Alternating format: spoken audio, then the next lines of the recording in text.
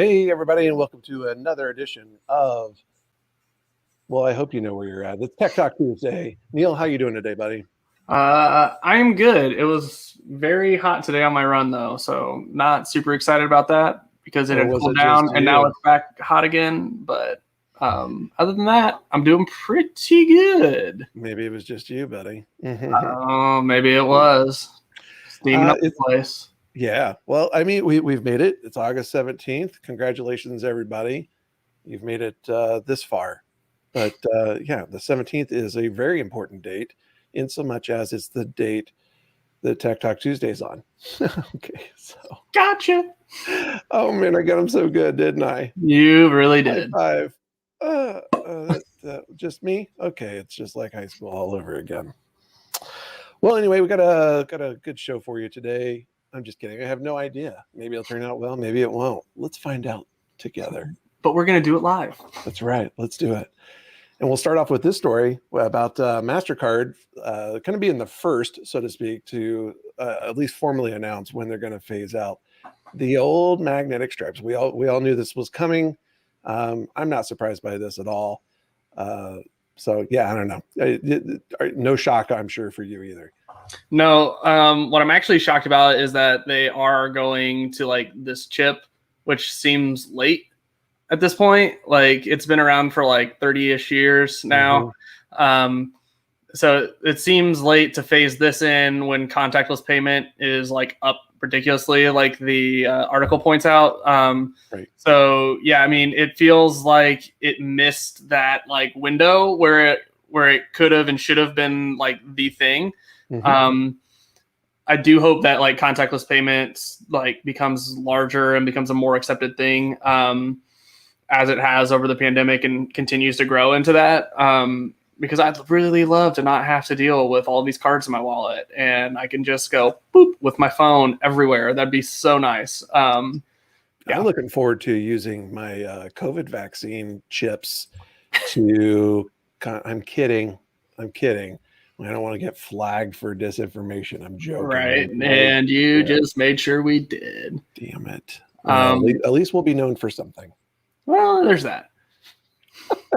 Yeah, I thought it was funny that, you know, even in that arena with the chips, where the U.S. is 4 years behind, or 3 years behind, I think, in the rollout, which I'm assuming was due to some like rounding errors or conversion from the metric unit or something, just to make the U.S. work. But yeah, I'm with you. Like contactless, let's go. Like that's got to be the thing, right? Yeah. Well, and let's be really clear. Like, they're not going to be completely gone. Like the magnetic strips aren't going to be completely gone until 2033, apparently, for MasterCard. So like they're still going to be around for another 12 years or so, which is really depressing because you're coming up on like 70 years of that technology almost. Yeah, so that's crazy. Yeah, that's not great. Well, something that might not be around for very long. It's T-Mobile if they keep getting hacked. This is just yet another 100 million people that had their personal information exposed. This is becoming kind of just like, we should just like leave this as a permanent segment and maybe not even change the article. Just kind of like just throw up and change the numbers a little bit. But that makes 6 since 2018. 6. Yeah, I just don't know how like. Okay, hack me once, cool. Hack me twice, okay, shame on me. But like 3 times, like within like a 3-year window, like is a lot. And then you're doubling that. Yeah, I mean, that's crazy. And particularly the information that's getting leaked is really not good. So it's like social security numbers, like addresses, things like that. So yeah, I mean, this is really, really not good. Maybe this is what was in the fine print when they said they have you covered all over the place. Like that's right. Your data would be leaked all over the dark web. Right. If everyone has your data, is it really your data anymore? And aren't you there? Right. So, yeah, exactly. Yeah, no, this is ridiculous. As honestly, like this is honestly ridiculous that a company that makes as much money as T-Mobile does cannot get the security under wraps. Like honestly, this is unacceptable from them. Like you cannot be as large a company as they are and get hacked and not have security measures in place. It's just ridiculous to me. I just don't understand it. Yeah, you don't deserve to have lied to buy Sprint. Right. That's like the other big story with them right now. Is like T-Mobile is having whatever the opposite of the best week ever. I think that's what they're having. It's called the worst week, and it's like, man, they got, I think, discovered that they were like lied and you know, not even like kind of fudged, but like flat out lied to get regulators to pass like the deal so that they can buy Sprint. I mean, it's just like I don't know. They probably lied to whoever was supposed to set up their security too. Or the security person lied to them. That's what happened. It all came downhill from the security person. That's right. They can't be held responsible for that. No, not at all. Besides, they're pink. Not anywhere near pink, and certainly not as adorable. I don't know if you saw the news, but oh man, swastikas everywhere on Wikipedia. Yeah, so this is bad, but I think it'll actually end up being good, like in a weird way. So basically, the way that the hacker got around this is they got into a spot where different Wikipedia pages, you may notice, like use different templates. Mm-hmm. And so they got into a template that's not like ridiculously used a lot, but still used by like over 50K pages. So it's still a decent amount, right? But yeah, they got a hold of that template and were able to change it. So yeah, and obviously they used it to vandalize it with swastikas, which is super not cool. Yeah, that's the obvious thing to do, right? When you get access to a template, you're like, what am I going to do? Oh yeah, I would put some swastikas all over this. Right. Yeah, exactly. But yeah, so this has been like kind of like a blind spot for a lot of moderators as well. So if you don't know how Wikipedia works, they use moderators, which are basically volunteers that approve things. And so templates have been one of those things that just don't have protection. I mean, they do, some of them do, but it's kind of like, well, at what level do we need that protection of like how many pages is that threshold? And I would argue one. But you know, but yeah, so this has been a blind spot. I think this will help Wikipedia really kind of shore up some of that templating issues. One of the really good things about Wikipedia is that since they are volunteers, people are absolutely crazy about it, and it was taken down and replaced within like a couple minutes, so it wasn't up there for very long. But still, I'm really happy to see that like they are going to start taking this more seriously, and hopefully we'll get more template level of security going on there. Well, it was up long enough for Ann Coulter to notice with her busy schedule. Well, you know, but they affected J-Lo. You don't go after J-Lo. That's right. She's a treasure. Ben Affleck, whatever, you can have him. I assume Matt Damon was actually behind this. Had to be. That's not true at all. It was Jason Bourne, actually. It was Jason Bourne. Jason Bourne as Matt Damon. That's right. Yeah. That's how that works. I think that's how that works. I was just glad. I'm sure you probably immediately went and checked too. And I was glad that our individual pages were not affected at all. Yeah. My absolutely 404 page.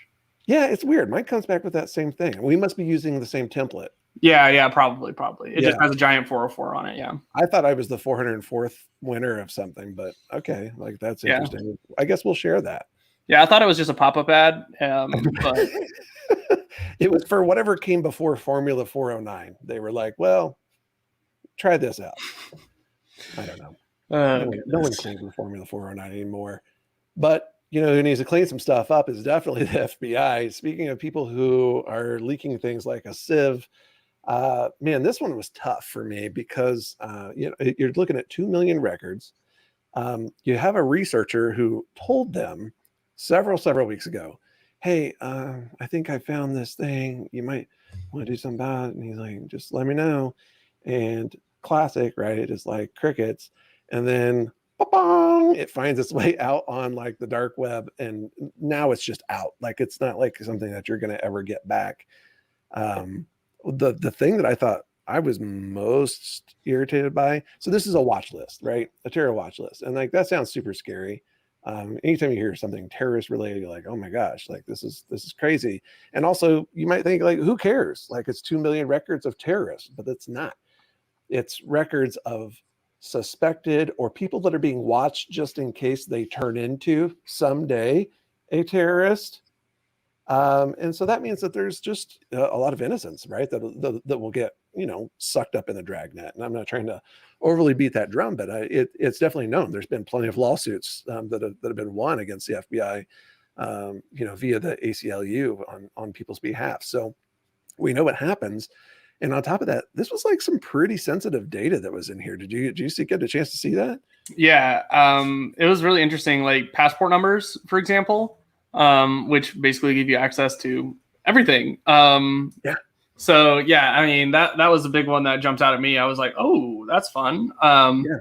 But what's interesting is that this also would show like their no-fly as well, which people get added to the no-fly list like all the time when they shouldn't. And so yeah, so I mean, like you were saying, like it's almost impossible without a lawsuit to get the FBI to take you off the no-fly list if you have been put on it for some reason. And that's if you know. Right, exactly. Until you show up at the door. Right. Hey, I'm here to go on a flight. Like, I hope that's how you show up to we're gonna need security. to take you out. We're gonna need to take you off the premises. Like, Especially for talking like that. They're like, now you're on the no-fly list. yeah, you're definitely on the no-fly list now. We can't listen to that for 2 hours. Sorry. No. But yeah, you got date of birth on here. I mean, but you're right. No fly indicator. One of the things I thought was kind of interesting about this is if I were a foreign national looking to influence people, you try to find leverage, right? And here now you've got like, oh, here are some people that are on the watch list. This is a great vector, I think, for approaching these people. Again, if you were to do such a thing, and so I don't know, try to leverage the information found on here and the fact that they are on this list, to your will. And so I don't know, man. There's just so many elements of this that I just thought, well, it sucked. Technically speaking, it sucked, Neil. That's right. It sucked. But hopefully this episode didn't suck because that's all we have for you today. So thank you for joining us on this edition of Tech Talk Tuesday. If you want to read up on anything Matt and I talked about today, you can find it in the description below. And while you're at it, how about you subscribe or like or leave a comment? That way you help us out with the algorithm and we can spread all of the tech news and you won't miss any future editions of Tech Talk Tuesday if you subscribe. Yeah, you don't want to miss that lovely face. If you want your question answered live on air, you can hit Matt or I up on Twitter. Our Twitter handles are @TheMattRay because there is only one of them. And mine is @Neil Tardy because that's all I can remember because my brain is a sieve. Like the FBI's security. Exactly. So there's a theme. Way to bring it back. Yeah, got to full circle that. Thank you. Okay. But we hope to see you next Tuesday. We'll go live at 7 p.m. Eastern. And with that, we'll see you next Tuesday.